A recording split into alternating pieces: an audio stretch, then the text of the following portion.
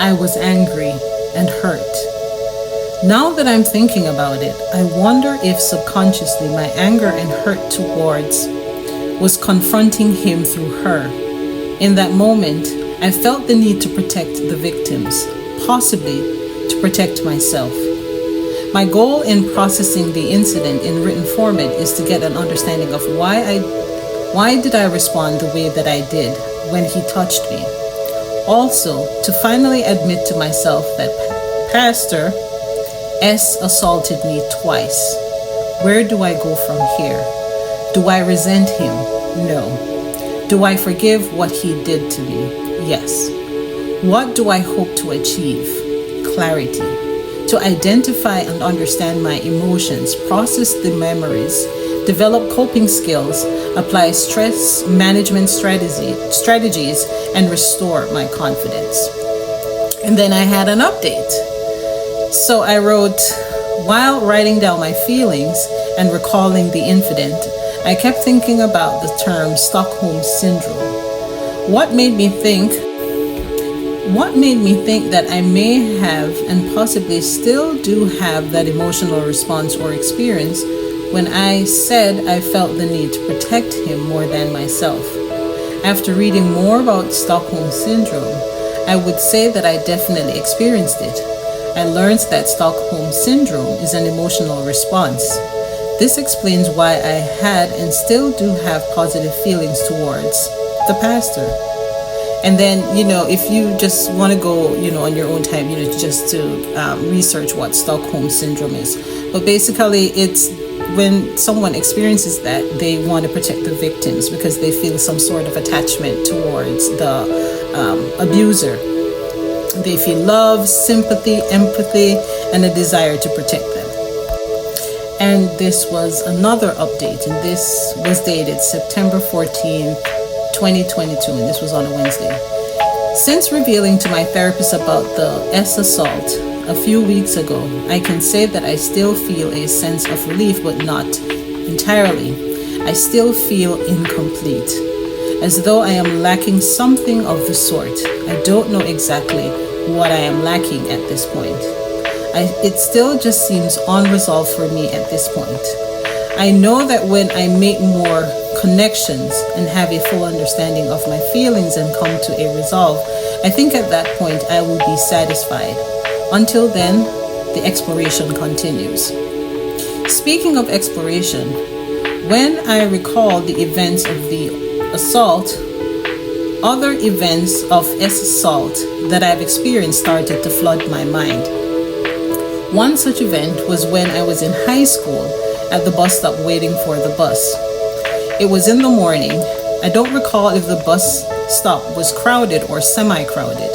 To my horror, a stranger passed by, grabbed one of my and kept walking. I stood there motionless. I couldn't decide whether to scream, run after him and hit him, or create a scene so that others would attack him on my behalf. In that moment, I remained in utter shock and disbelief.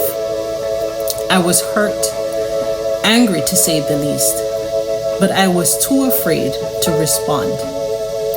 Then there were some male teachers in my high school who were predators and child molesters. Sometime later, while conversing with some of my classmates, I found out that there were others.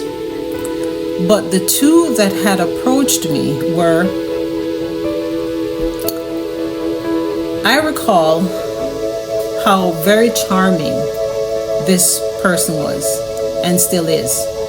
He had a very good rapport with his students. I felt very comfortable around him. He was someone who most of his students could confide in. As a result, I felt safe being in his presence. One day, while we were having a casual conversation, it somehow led him to inviting me to his home. I honestly didn't think anything of it. Why should I? He gave me no reason. The first time I went to his home, he wasn't there. I told him that I came by and hollered his name at his gate.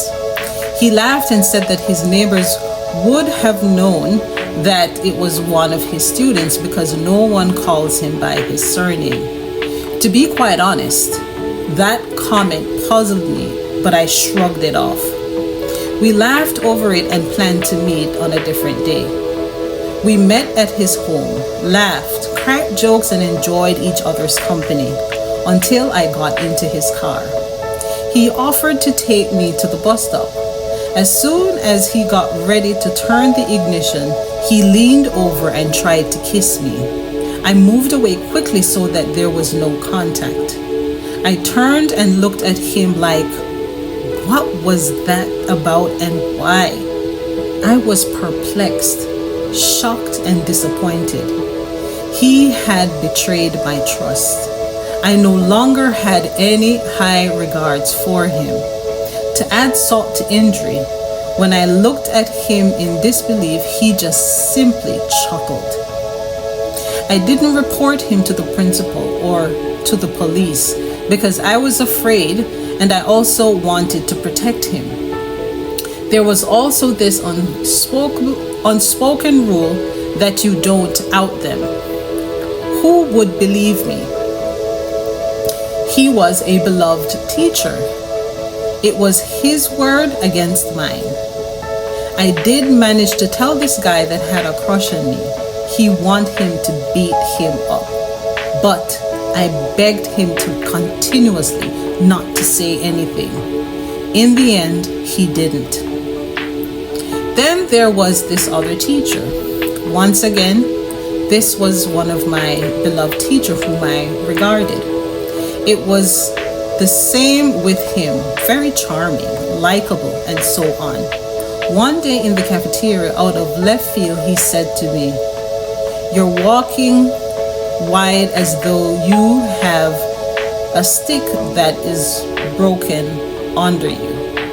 I pretended as though I didn't hear what he had said and asked him to repeat it. To my amazement, he did and elaborated. The gall. I felt so disgusted, objectified. I assumed he made the statement to see if it would have been a catch or release. He would go on to make several other inappropriate, disgusting sexual innuendos towards me. Once again, I was too afraid to speak up. The last person that touched me inappropriately was one of he made advances towards me and I would gently reject him. I never showed any interest in him, nor did I welcome his advances. So, one day while I was working, he came by.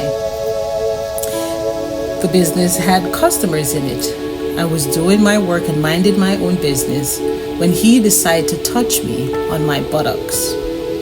I didn't know it was repressed anger, but I intentionally embarrassed him in front of all the customers.